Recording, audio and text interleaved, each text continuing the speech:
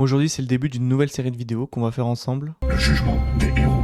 Le concept va être très simple. En gros, ça va être une sorte d'acharnement psychologique et physique sur un personnage de Genshin. Et vu qu'ils sont pas réels, bah ils pourront pas se défendre, donc c'est parfait. Bon, je dois bien avouer qu'éthiquement, c'est peut-être pas ouf comme manière de présenter, donc on va faire plus simple. 4 grands critères.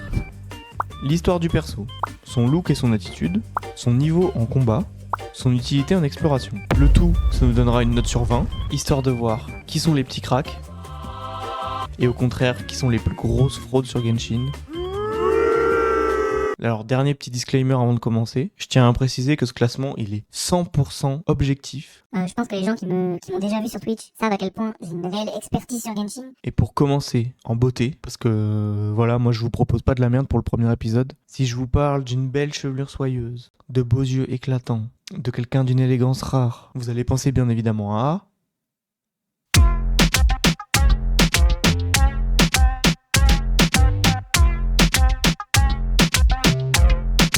Mais alors, est-ce que ce beau gosse ténébreux, il va être à la hauteur des espérances que l'on place en lui? Car bon, être beau et riche, ça fait pas tout dans la vie. Si? Il a inventé sa propre histoire. Car ouais, la première chose qui nous marque quand on pense à Diluc, c'est bien évidemment la thune. En témoigne sa maison, ou devrais-je dire plutôt son gigantesque domaine, qui ferait passer le manoir de Bruce Wayne pour une vulgaire cabane smobie dans un jardin. Moi j'ai qu'un mot à dire, ça claque, ça claque, ça claque. Et si je fais une référence ici à Mr. Batman, c'est parce que Diluc, il a d'autres similitudes avec notre ami chauve-souris. Car si de jour, Diluc se pavane dans les rues de Mondstadt en jouant le noble, à discuter avec les gens, à aller faire un petit tour au bar, et bien la nuit, c'est une toute autre personne. Effet dramatique. La prod.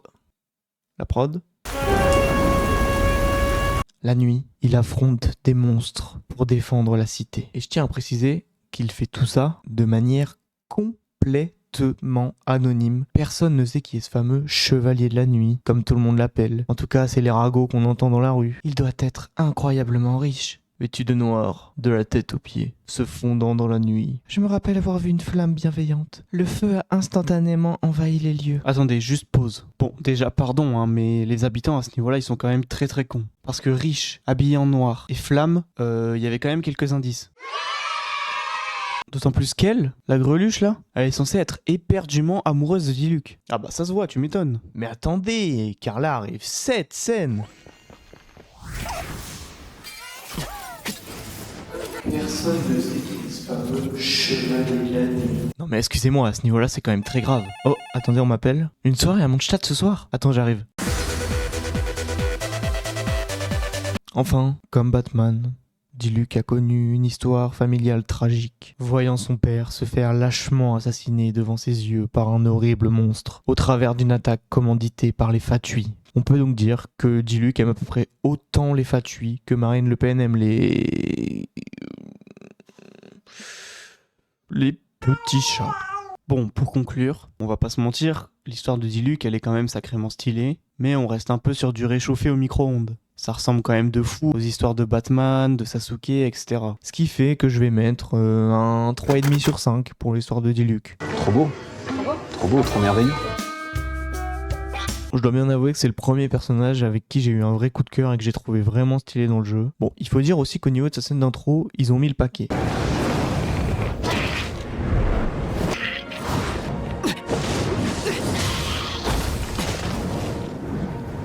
Bon bah voilà, clairement si on commence à comparer ça à d'autres scènes d'intro... Ouah oh, là. Je suis Ember.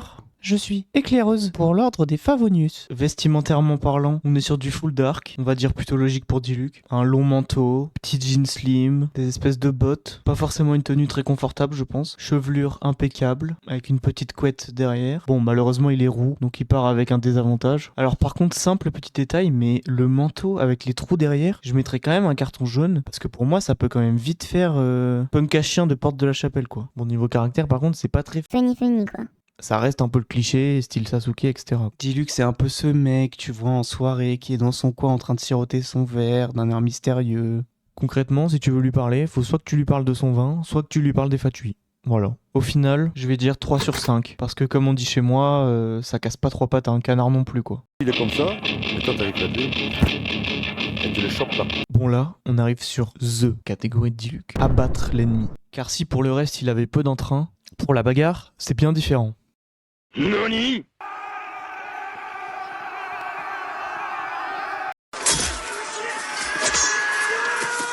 Je pense que quand on voit la taille de son épée, on comprend pourquoi il est là. Bon, bah voilà, rien que son attaque normale, c'est un putain de coup de lame qui balance l'ennemi à 5 mètres. Si vous voulez mon avis, c'est pas très blob friendly, mais bon.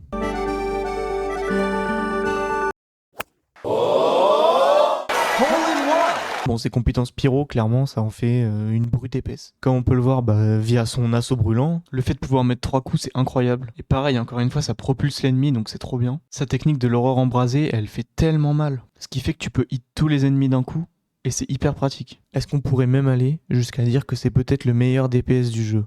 Bon, clairement, je m'enflamme. Simple petit bémol, hein, mais dès que j'utilise les compétences de Diluc, je passe mon temps à m'enflammer moi-même. Je me brûle tout le temps.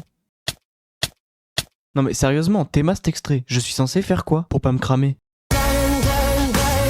Et puis bon, niveau vitesse et esquive, on est quand même pas sur un perso hyper vigoureux, donc vous attendez pas à faire des esquives endiablées toutes les 5 minutes, hein. Parce que là c'est plutôt cette vitesse-là, hein. Mais bon, ça on va en reparler très vite, en tout cas plus vite que Diluc. Mais rendons à Diluc la gloire qu'il mérite avec ce joli 4 sur 5 pour le combat. On est presque arrivé. Non.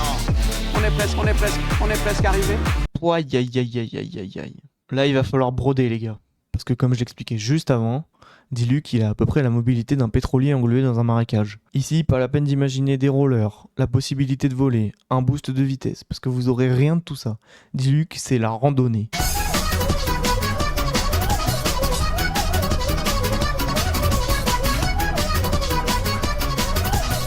J'espère vraiment que vous avez des congés ou des vacances de prévues prochainement, parce que si vous décidez de partir en explo avec Diluc, que ce soit grimper une montagne, aller chercher un point de TP, ou même aller faire vos petites missions quotidiennes, bah y en a littéralement pour 3 heures. Non, mais en réalité, je vais pas lui taper dessus, regardez, il peut quand même faire quelques petits trucs. Ouh, oui, elle est méchante, hein, la petite fleur. Allez, tape dessus. Allez mon chou, tape sur la casserole. Bien. Bon par contre, au moins d'ennemis que tu croises, tu peux compter sur lui. Donc pour les coffres, c'est pas si mal. Mais bon, malgré ça, pour tout ce qu'on a vu, bah je lui mettrai qu'un petit 1,5 sur 5 pour l'exploration. Et Diluc obtient donc une moyenne globale de 12,5 sur 20. Pas merci à l'exploration. Sur ce, la séance est levée. Merci à tous, messieurs les jurés, vous avez été d'une grande aide. Je déclare donc Diluc innocent, puisqu'il passe la moyenne, donc il est libre. Il va quand même avoir un petit bracelet électronique, le petit Diluc. Et on se revoit très vite pour un nouveau jugement des héros, puisque je vous jure qu'il y a beaucoup de criminels qui attendent d'être jugés. Pour finir, mes collègues, je vous transmets 6 juin 4 dossiers que j'ai reçus. C'est des criminels qui attendent d'être jugés pour des faits très très graves. Honnêtement, il va falloir qu'on soit hyper sérieux sur la manière de gérer ces dossiers-là, parce que c'est des dossiers sensibles. Ce que je vais vous proposer, c'est de choisir le dossier qu'on va mettre sur la table pour la prochaine fois. Parmi ces 4-là, nous avons donc Kaya, accusé d'être toujours en froid avec quelqu'un. Xiangling, accusé d'avoir provoqué une intoxication alimentaire lors d'un banquet. Ember, accusé d'avoir fait usage de son arc en zone protégée. Tignari, consommation illégale de champignons hallucinogènes.